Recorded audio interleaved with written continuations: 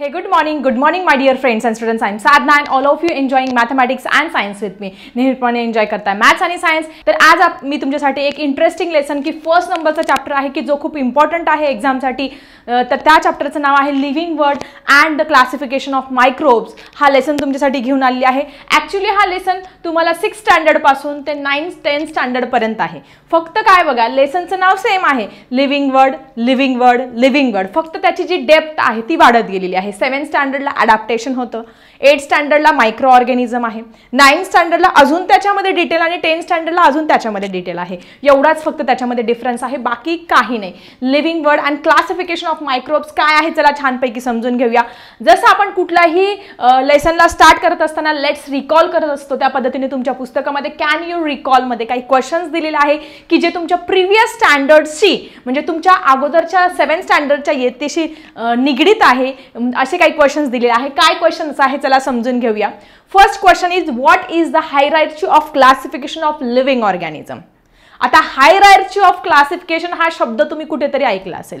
तर तुमच्या पुस्तक 7th स्टँडर्डचं जर तुम्ही बुक ओपन केलं तर त्याच्यामध्ये जर पहिला नंबरचा लेसन काढला आणि पहिल्या नंबरच्या लेसनमध्ये शेवटचं जे पेज काढलं तर त्याच्यामध्ये दिलेलं आहे तुम्हाला hierarchy of the classification, binomial nomenclature, scientific name of the different themes. या सगळ्या गोष्टी दिल्या आहेत तुम्हाला 7th स्टँडर्डच्या पुस्तकामध्ये पहिल्या लेसनमध्ये शेवटच्या पेजवरती. जरा तुम्ही चेक करा बरोबर मी सांगते आहे की नाही. मग याच्यामध्ये हायरार्ची ऑफ क्लासिफिकेशन म्हणजे कसं from the low level to high लेवलमध्ये हे जे ॲनिमल्स किंवा हे जे प्लांट आहे, लिव्हिंग ऑर्गॅनिझम्स आहे, त्यांचं क्लासिफिकेशन कसं केलेलं आहे तर हे आपल्याला इथे लिहायचं आहे. तर सगळ्यात मोठा काय असतो तर याच्या स्टेजेस आहे, त्या स्टेजेस मी तुम्हाला सांगते आणि हे आन्सर्स तुम्ही नक्की तुमच्या नोटबुकमध्ये नोट डाऊन करा. सो फर्स्ट ऑफ ऑल सबसे बडा कौन होता है, किंगडम होता है.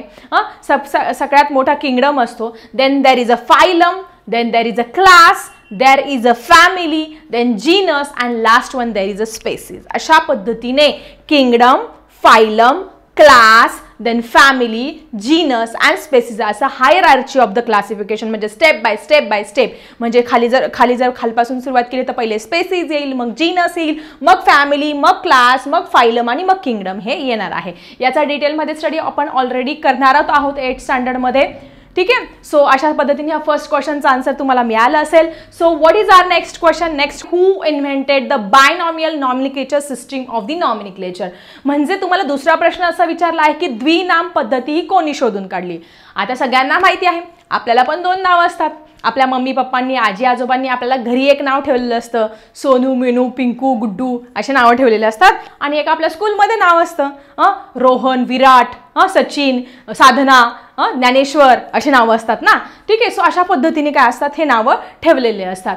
मग त्या पद्धतीने ह्या जगामध्ये जेवढे ॲनिमल्स आहे, जेवढे प्लांट्स आहेत त्यांना सुद्धा काय आहे 2 नावं आहेत. एक त्यांचं साधं नाव आणि दुसरं त्याचं सायंटिफिक नेम. अशा पद्धतीने 2 नावं असतात. मग हे 2 नाव ठेवण्याची पद्धत जी आहे ती कोणी शोधून काढले. So student, the name of that scientist is Carl Linnaeus. So what is the answer? That is the Carl Linnaeus invented the system of binomial nomenclature. So clear everyone? दुसऱ्या प्रश्नाचं उत्तर सुद्धा तुम्हाला इथे मिळालं असेल. So student, let's move to the third question. Third question काय विचारलंय बघा. Which level of hierarchy are considered while writing the name in the binomial nomenclature. म्हणजे कुठली लेवल ही कन्सिडर केली जात असते. तर सगळ्यांना माहिती आहे, आत्ताच मी तुमच्या प्रश्नाचं उत्तर दिलं, ह्या प्रश्नाचं उत्तर पण ते सेम आहे. That is the level of hierarchy consider while writing the name in the binomial nomenclature. That is first of all they write the name of genus and then write down the second they write down the name of species. सगळ्यात पहिले जसं आपण आपलं नाव लिहित असतो, पहिले स्वतःचं नाव, वडिलांचं नाव आणि आपलं आडनाव, त्या पद्धतीने ह्या बायनॉमियल नॉमिनिक्लेचरमध्ये सगळ्यात पहिले काय लिहित असतात बाळांनो. That is the name of genus. जीनसचं नाव काय आहे याचं, नंतर काय लिहित असतात याची स्पेसीज कोणती आहे. सो लक्षात राहील सगळ्यांच्या. जनरल नॉलेजचा क्वेश्चन आहे की पहिले काय लिहितात. पहिले लिहितात जीनसचं नाव आणि नंतर लिहितात स्पेसीजचं. तुम्हाला ही स्टेप बाय स्टेप लक्षात ठेवायचं. पहिले काय टॉप खाली बेसला स्पेसीज, मग genus, then what is family, then class, then phylum and kingdom. So अशा पद्धतीने आपण इथे तीनही प्रश्नांची उत्तरं काय केली आहे, क्लिअर केलेली आहे. त्यानंतर तुमच्या पुस्तकामध्ये नवीन एकदम फ्रेश पॉइंट दिलेला आहे, that is biodiversity and the need of classification. आता बायोडायव्हर्सिटी म्हणजे ह्या जगामध्ये हजारो प्रकारच्या वनस्पती आणि प्राणी आढळतात. प्रत्येक ठिकाणी ग्रासलँड रिजनमध्ये जात तिकडे वेगळे आढळतात, डेझर्ट रिजनमध्ये जात तिकडे वेगळे आढळतात, तुम्ही पोलार रिजनमध्ये जात तिकडे वनस्पती आणि प्राणी वेगळेच आढळतात.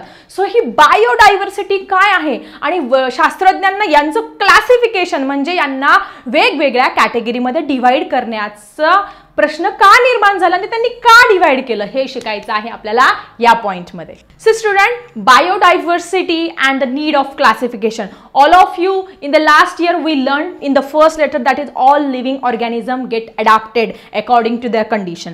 जर तुम्हाला सर्वाईव्ह, तुम्हाला डार्विनचा लॉ माहिती आहे, सर्वायवल फॉर द फिटेस्ट, जो प्रतिकूल परिस्थितीमध्येही टिकून राहतो आणि अडॅप्ट करतो तोच या जगामध्ये काय असतो, करत असतो, सर्वाईव्ह करू शकतो, जिवंत राहू शकतो.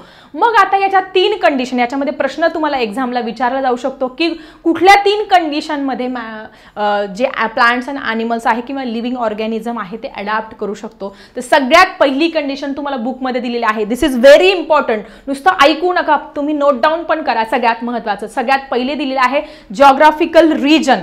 जॉग्राफिकल रिजननुसार हे लिव्हिंग ऑर्गॅनिझम स्वतःला अडॅप्ट करत असतात. For example, very simple, what is this? This is the desert region. हे डेझर्ट वाळवंट आहे. या वाळवंटामध्ये तुम्ही सगळीकडे बघा, कुठे तुम्हाला पाणी दिसणार नाहीये, हिरवळ दिसणार नाही, सगळीकडे ओसाड असं वाळवंट दिसेल. मग इथे अडॅप्टेशन कसं करतात तर तुम्हाला दिसतंय याच्यामध्ये एक प्लांट पण दिसतंय, कुठलं? कॅक्टस. कॅक्टस काय करत असतं, स्वतःला त्या जॉग्राफिकल कंडिशननुसार अडॅप्ट करत असतं. त्याचं पानांचं रूपांतर काट्यामध्ये झालेलं असतं, त्याला कितीही कमी पाणी मिळू द्या तरी ते जिवंत राहत असतं. अशा अनेक गोष्टी या कॅक्टसने अडॅप्ट केलेल्या असतात की जे ऑलरेडी मी 7th स्टँडर्डच्या व्हिडिओमध्ये सांगितलं आहे. तुम्ही जाऊन तो व्हिडिओ बघू शकता. अगदी डिटेलमध्ये मी तिथे एक्सप्लेन केलेला आहे. त्यानंतर तिथे ॲनिमल कोणता आढळतो? कॅमल. त्या कॅमलने सुद्धा, तो कॅमल 5-5, 6-6 महिने बिना पाण्याचा जगू शकतो आणि आपल्याला थोड्या वेळ जरी पाणी मिळालं तर आपल्याला अगदी जीव कासावीस कसं तरी आपल्याला होत असतं. तर एका वेळेस तो 20-20, 25-25 लिटर पाणी पित असतो. असा हा त्याच्या पायाचे जे तळवे असतात त्याच्यामध्ये अडॅप्टेशन, त्याची जी स्किन असते, त्याचे जे आय लॅशेस असतात, सगळ्यांमध्ये त्याने अडॅप्टेशन केलं असतं. म्हणजे जशी जॉग्राफिकल कंडिशन असते त्याच्यानुसार लिव्हिंग ऑर्गॅनिझम काय करत असतात, स्वतःला अडॅप्ट करत असतात. किंवा तुम्ही पोलार रिजनचं एक्झाम्पल घ्या. पोलार रिजनमधले जे ॲनिमल्स आहेत त्यांच्या अंगावरती असे दाट फर सारखे केस असतात. का तर थंडीपासून त्यांचे संरक्षण व्हायला पाहिजे. किंवा तो पेंग्विन बघितला, त्या पेंग्विनच्या बॉडीमध्ये खूप सारे फॅट्स असतात कारण उष्णता त्याच्या बॉडीमध्ये हीट जनरेट व्हावी म्हणून वगैरे. सो हे सगळं जॉग्राफिकल रिजननुसार काय असतं, यांच्यामध्ये अडॅप्टेशन झालेलं असतं. मग पहिला पॉईंट तुम्हाला कळाला असेल की जॉग्राफिकल रिजननुसार काय करतात, the living organism get adapted. The next one is a food injection. नाव all of you know that is there are different type of animals on the earth. Some are herbivorous, काही गवत खाणारे आहेत. some are carnivorous, काही मांस खाणारे आहेत. some are omnivorous like a human being, दोघंही खातात.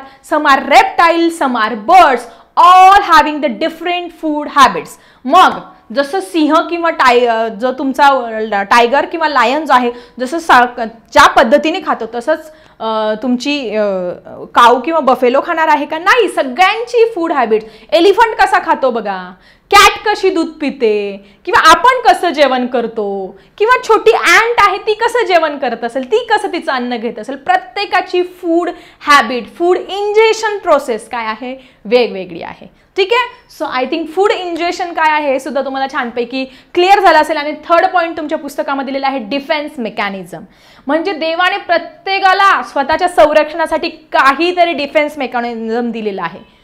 फॉर एक्झाम्पल लायन आणि टायगर्स मला सगळ्यांना माहिती आहे, आपण लांबूनच घाबरत असतो, त्याला अगदी आपल्याला घाम येत असतो. सो लायन टायगरला काय दिले, शार्प असे क्लास दिलेले आहे, असं फाडून खात असतात, ते त्याचा डिफेन्स मेकॅनिझम आहे. किंवा स्नेक आहे. स्नेक अगदी साधा सोपा ॲनिमल आहे परंतु तरी आपण घाबरतो का? त्याने जर आपल्यावरती हल्ला केला तो आपल्याला काय करतो, बाईट, आपल्याला द स्नेक सापाने जर डंक मारला तर आपला मृत्यू होऊ शकतो. तिथे पॉइझनस ग्लँड दिलेला आहे.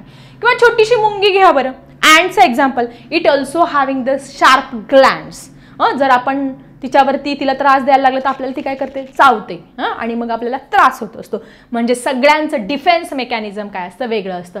किंवा आपलं पण साधं घ्या ना, आपल्याला कोणी त्रास देत असेल तर आपण पण काय करतो, आपलं डिफेन्स मेकॅनिझम हे वापरत असतो. सो आय थिंक हे 3 पॉईंट्स क्लिअर झाले असेल. ते organism on the earth have adapted according to which mechanism. That is first one geographical region, this next one is a food ingestion and next one is a defence mechanism. So I think हे सगळे point तुमचे इथे clear झाले असेल.